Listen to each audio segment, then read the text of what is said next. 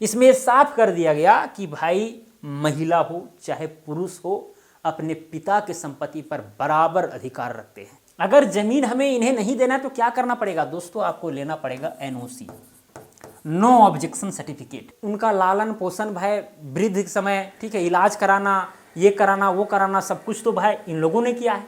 D1 D2 तो भाई अपने ससुराल में है। हेलो दोस्तों, कैसे आप लोग। दोस्तों आज मैं आप सबके बीच एक गंभीर टॉपिक लेकर आया हूं। बिहार में अभी भूमि सर्वे का कार्य चल रहा है। इस बीच लोगों के सामने एक बहुत बड़ी चुनौती है।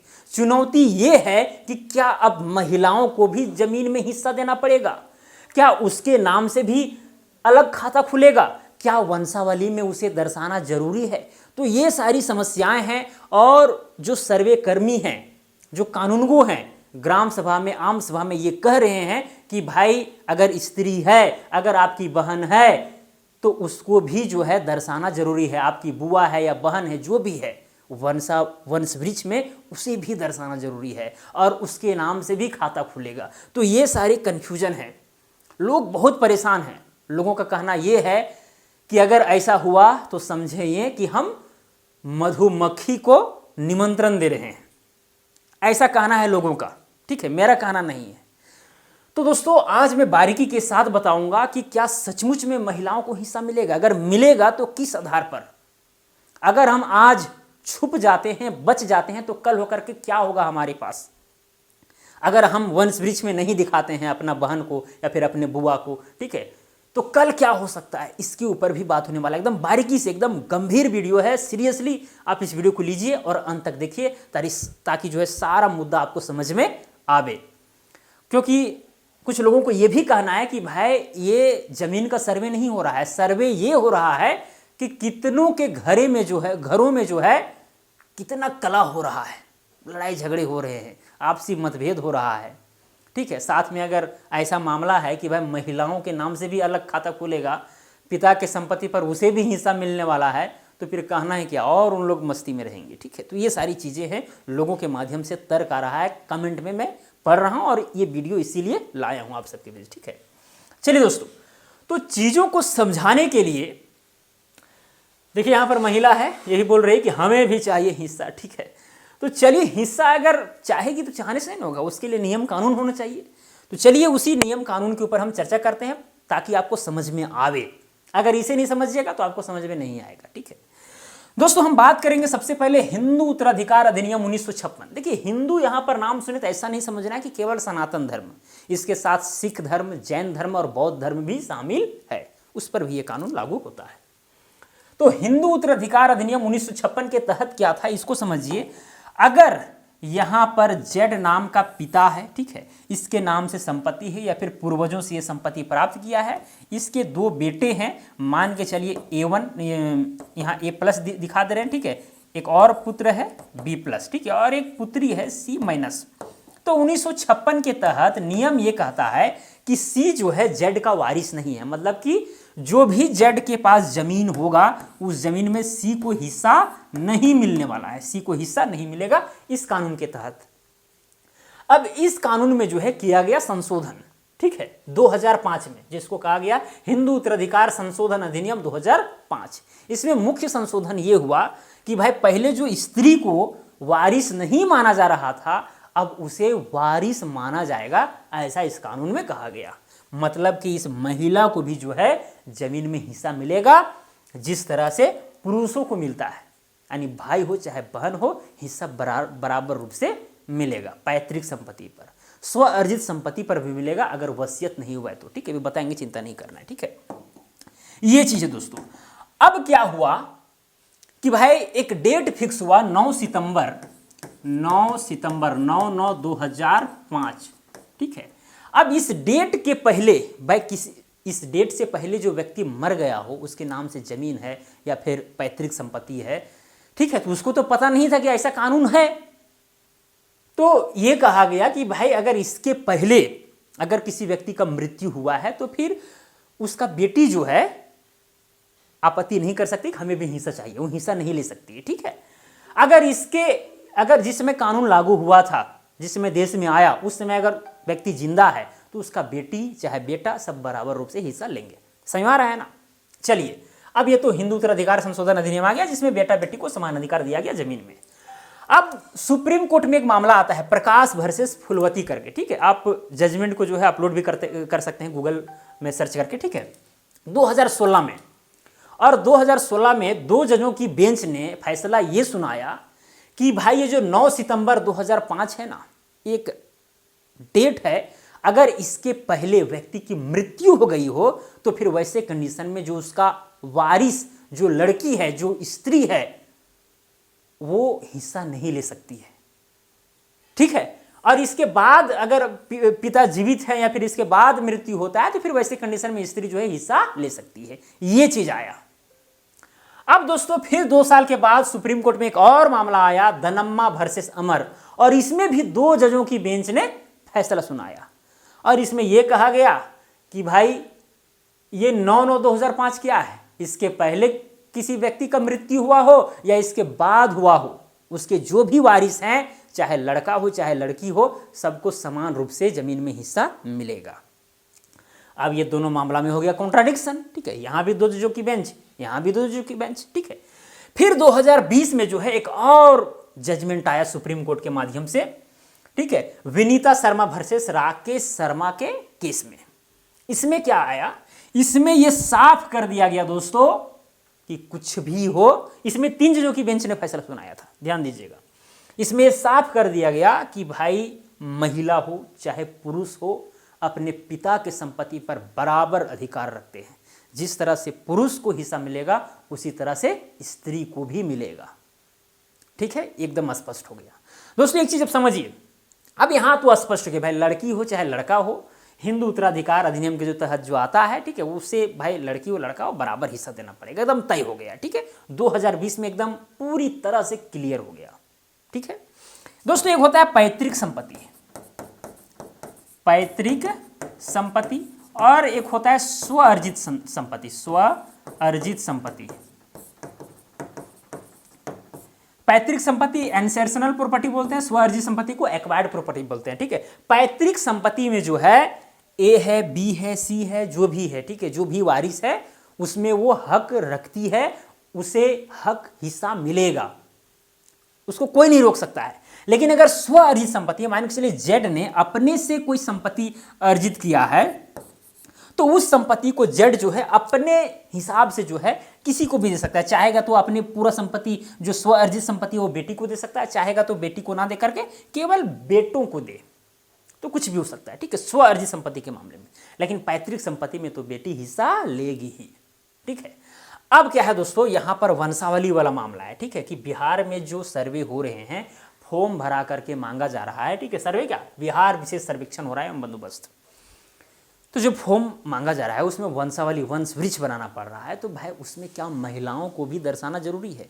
अब दोस्तों इस मामला के आधार पर अगर देखा जाए तो स्पष्ट है, महिला है चाहे पुरुष है, भाई समान रूप से अधिकार अगर रख रहे हैं तो फिर उसे वंशावली में क्यों नहीं दर्शाया जाएगा।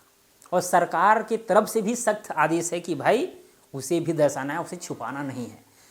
तो मान के चलिए कि भाई आप दर्शाना नहीं चाहते हैं, या फिर अगर दर्शाना भी चाहते हैं तो आप ये नहीं चाहते हैं कि मेरा जो ज़मीन है वो मेरी बहन ले ले या मेरी बुआ ले ले, ठीक है, जो भी हो, मतलब स्त्री ना ले, तो वैसे कंडीशन में आपको क्या करना पड़ेगा। पहले यहाँ पर एक वंश वृक्ष हम बनाते हैं। मान के चलिए जेड नाम का एक व्यक्ति है, इसके 2 पुत्र हैं, ठीक है, या फिर 3 पुत्र हम ले लेते हैं, एक ए है, ठीक है, या फिर हम यहाँ पर बॉय है तो हम B1 करके लेते हैं, B1 है, एक B2 है, ठीक है, एक B3 है, और यहाँ पर जो है 2 पुत्री भी हैं इसके, ठीक है, डॉटर D1 और D2।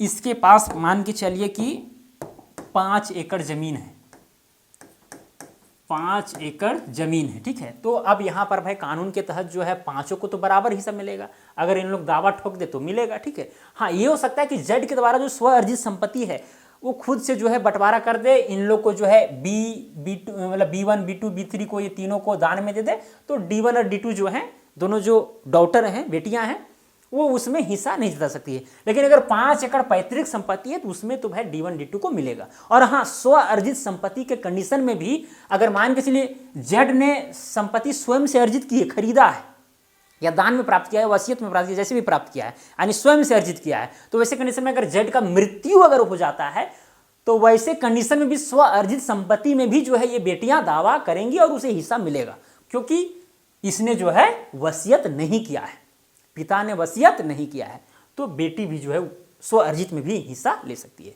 जीवित रहते पिता जिसे चाहेंगे वो दे सकते हैं, वो अलग बात है। ठीक है, चलिए दोस्तों 5 एकड़ जमीन है। अब भाई जेड का मृत्यु हो चुका है तो यहाँ B1 B2 B3 और D1 D2 में बराबर रूप से बंटने वाला है। अब वंशावली में भी दर्शाना होगा, B1 को भी दर्शाना होगा, B2 को, B3 को, D1 को और D2 को। ठीक है, लेकिन समस्या ये है कि भाई ये दोनों को हम संपत्ति क्यों दें? जो संपत्ति देना था हम शादी के समय में ही तिलक दहेज जो भी देना था हम दे चुके हैं।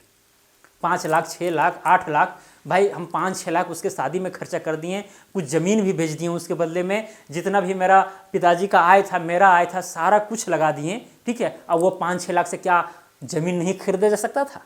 मतलब जो ज़मीन में यहाँ पर उसको हिस्सा मिलता उसके बदले में तो हम दहेज ही दे दिए, तिलक ही दे दिए। अब बात ये भी है दोस्तों कि दहेज देना, तिलक देना ये भी कानूनन जो है सो अपराध है एक तरह से।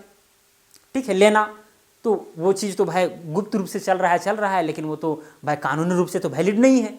ठीक है, तो उस आधार पर आप ये नहीं कर सकते, लेकिन कोर्ट इस चीज़ को समझता है, ऐसा बात नहीं है कि भाई कोर्ट नहीं समझता है। ठीक है, अगर मामला कोर्ट में जाती है, अगर कोई स्त्री अगर अपने भाई वाला हिस्सा मांगती है, ठीक है, मतलब पिता का हिस्सा मांगती है, तो फिर कोर्ट भी समझता है और बीच का रास्ता निकालने का प्रयास करता है, वो अलग मामला है। ठीक है, लेकिन यहाँ वंशवृक्ष में तो यहाँ पर दिखाना होगा। अब यहाँ पर ऐसा नहीं है कि सारे जो बहनें हैं या सारी जो फुआ वगैरह हैं, ठीक है, वो सब ऐसा नहीं है कि भाई पिता के संपत्ति पर आएंगे हक जमाने के लिए।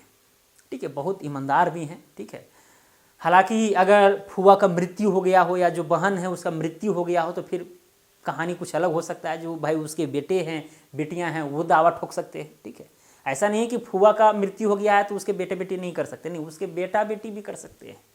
तो इसके लिए क्या करना होगा? अगर जमीन हमें इन्हें नहीं देना है तो क्या करना पड़ेगा दोस्तों? आपको लेना पड़ेगा NOC, नो ऑब्जेक्शन सर्टिफिकेट, और ये फर्स्ट क्लास मजिस्ट्रेट से आपको मिलेगा। ठीक है, कोर्ट में जाएं, कोई मुंशी या वकील को पकड़े और बोले कि भाई हमारे बहनें हैं, ठीक है, उनसे हम NOC लेना चाहते हैं कि भाई हमें उसे ज़मीन नहीं देना है। ठीक है, और वो NOC को जो है आप जो फॉर्म भर के जमा कर रहे हैं, जो सर्वे के दौरान आपसे फॉर्म भर के वंशावली सहित जो है कब्जा जितना भी आपके पास ज़मीन किए हुए हैं, ठीक है, जितना धारण किए हुए हैं, जो फॉर्म या दस्तावेज मांगे जा रहे हैं उसे साथ अटैच करके दे दीजिए। ठीक है, तो फिर इन लोग के नाम से खाता नहीं खुलेगा, सिंपल सी बात है। तो NOC करवा सकते हैं, या फिर जो यहाँ पर दोनों बहनें हैं उनसे आप मतलब रजिस्ट्री करवा लें। ठीक है, या दान में जो है अगर इन लोग का अपना हिस्सा मिल रहा है तो दान में भी दे सकते हैं। ठीक है, तो तीनों भाइयों को दान में करवा लें, मतलब इन लोग पास जो भी ज़मीन है उसको दान में करवा लें। तो जो वहाँ के मुंशी होंगे, वकील होंगे, जब संपर्क करेंगे तो फिर वो रास्ता बता देंगे कौन सा रास्ता मजबूत होगा। लेकिन अभी खैर जो कानूनगो हैं, जो सर्वे कर्मी हैं, उनके द्वारा यही कहा जा रहा है कि भाई NOC करवा लीजिए आप, नो ऑब्जेक्शन सर्टिफिकेट, कि ये जो बहनें हैं वो ऑब्जेक्शन नहीं करेगी, फिर उसके आधार पर जो है ये तीनों के नाम से खाता खुल जाएगा। तो ये मामला है दोस्तों, आपको NOC कराना होगा, या फिर रजिस्ट्री करा लीजिए, या फिर कुछ पैसा वगैरह दे करके खुश करके रजिस्ट्री करा लीजिए। ठीक है, या फिर आप दान लिखवा लीजिए। वसीयत तो करेगी नहीं। ठीक है, वसीयत कैसे? वसीयत का मतलब होता है कि भाई जब मर जाएगी तब वो वैलिड होगा। ठीक है, तो वो तो है नहीं। तो ये चीज़ है दोस्तों, और मुझे उम्मीद है कि इस चीज़ को आप समझ रहे होंगे। मतलब वंश वृक्ष में स्त्री को भी दर्शाना जरूरी है। ठीक है, अब कई लोग नहीं दर्शाएंगे। अब नहीं दर्शाएंगे तो क्या होगा? मान के चलिए कि भाई हवाई सर्वेक्षण के माध्यम से नक्शा बन गया है। ठीक है, अब अमीन सब जो है, कानूनगो सब जो है फील्ड में जाएंगे और वहाँ पर देखेंगे भाई कब्जा किसका है। अब ये बहन सब तो भाई दूसरे जगह में है। अब कब्जा के नाम पर तो भाई यही तीनों बॉस वहाँ पर खड़े हैं, B1 B2 B3। ठीक है, बोलेंगे भाई ये मेरा यहाँ पर इतना कब्जा है, ये कब्जा है, कब तो कब्जा के आधार पर वहाँ पर डेटा इकट्ठा हो गया। ठीक है, लेकिन भाई और भी तो वारिस हैं इसके, मतलब जेड का और भी तो वारिस है। तो वैसे कंडीशन में अगर बाद में देखिए, अभी तो आप नीपा पोती कर दीजिएगा, आप दोनों बहनों को नहीं दिखाएं। ठीक है, कई लोग जो है ऐसा करके जो है केवल 3 भाई हैं या 4 भाई हैं, 5 भाई, जितना भी हैं उसी को दर्शा दे रहे हैं। ठीक है, और जमा कर दे रहे हैं, बहन को नहीं दर्शा रहे हैं। ठीक है, अभी नीपा पोती करके आप किसी तरह से जो है इधर उधर घूस घास दे करके आप काम करवा लीजिएगा, लेकिन कहीं आपका बचने योग्य चीज़ नहीं है। ठीक है, अब ये कानून मेन है, ये कानून कि भाई महिलाओं को जो है पूर्णता अधिकार दे रहा है। मतलब अगर कल हो करके जो है D1 D2 अगर आपत्ति करेगी ना तो फिर जमीन देना ही होगा। कितनों आज आप अपने नाम से खाता खुलवा लीजिए, कोई फर्क नहीं पड़ता है, ठीक है। और फंस जाइएगा कि भाई आपने उस समय D1 D2 का जो है वंशावली बनाया ही नहीं था, आपने फर्जी तरीका से प्राप्त किया है। तो और तरह का आपके पास एलिगेशन 420 वगैरह, हालांकि IPC 420 में तो हट गया, ठीक है। अब उसके जगह पर नया कानून आया तो पता नहीं कौन सा धारा है, पता नहीं हमको, ठीक है। तो ये सारी चीज़ें हैं वो भी आपके ऊपर चलने लगेंगी। तो दोस्तों कुल मिलाकर के आपको जो है कहीं धैर्य नहीं है, कहीं धैर्य होने वाला नहीं है, ठीक है। D1 D2 से अगर आज बचते हैं, इनका नाम नहीं देते हैं, इनको देते हैं तो भी समस्या, और अगर दे रहे हैं तो मन तो खोलेगा ही खोलेगा। कुछ लोगों का ये भी कहना है कि भाई मान के चलिए कि पिता की मृत्यु हो गई है, लेकिन भाई उनका लालन पोषण भाई वृद्ध समय, ठीक है, इलाज कराना, ये कराना, वो कराना, सब कुछ तो भाई इन लोगों ने किया है। D1 D2 तो भाई अपने ससुराल में है, जब तक वो आएंगे तब तक तो यहाँ मामला ही गड़बड़ हो जाएगा। तो भाई आखिरकार जो सामने है वही ना करेंगे, ठीक है। तो सब कुछ सेवा मेहनत इन लोग करते हैं, फायदा इन लोग को मिल रहा है। तो कई लोगों को इस बात से भी आपत्ति है। आपका क्या आपत्ति है आप कमेंट करके बता सकते हैं, ठीक है। हालांकि D1 D2 जो है भाई जहाँ पर शादी हुआ है वहाँ पर भी वो हिस्सा ले लेती है, ठीक है। मतलब कहना नहीं, इधर भी उधर भी, सोच लीजिए क्या बात है। अगर मेरा मानना ये है ना कि अगर हिस्सा मिल भी रहा है ना तो मतलब जितना लड़कों का हिस्सा हो रहा था ना उसका आधा हिस्सा होना चाहिए था, मेरे राय के अनुसार। शायद मैं गलत हो सकता हूँ, ठीक है, लेकिन उसका आधा हिस्सा होना चाहिए था। तो थोड़ा सा मैनेज तक चलो भाई, लेकिन बराबर रूप से हिस्सा ले लेगी तो थोड़ा सा तकलीफ हो सकता है, ठीक है, क्योंकि आप सब कुछ वहाँ पर कर रहे हैं, ठीक है, और हिस्सा लेने के समय वो वहाँ पर तैयार है, ठीक है। तो ये चीज़ है दोस्तों। खैर कोई बात नहीं, कोई बात नहीं। मुझे उम्मीद है कि आप चीज़ों को समझे होंगे और वीडियो को ज़्यादा इस तरह से बातें बना करके जो है सो बोलना भी ठीक बात नहीं, ठीक है। एक ही बात को बार बार क्या दोहरावें। मुझे उम्मीद है कि आप समझे होंगे कि क्या करना है नहीं करना है, ठीक है।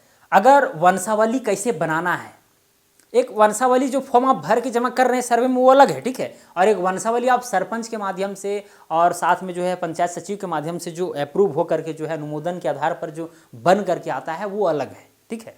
तो अगर उस पर भी वीडियो चाहते हैं तो कमेंट करके आप बताएं, ठीक है। उस वंशावली को कैसे बनाया जाएगा, क्या क्या प्रक्रियाएं हैं उसका, ठीक है, तो उसके ऊपर भी मैं वीडियो बनाऊंगा। तो चलिए दोस्तों आज के लिए इतना ही, अब मिलेंगे अगला वीडियो में। जय हिंद, वंदे मातरम।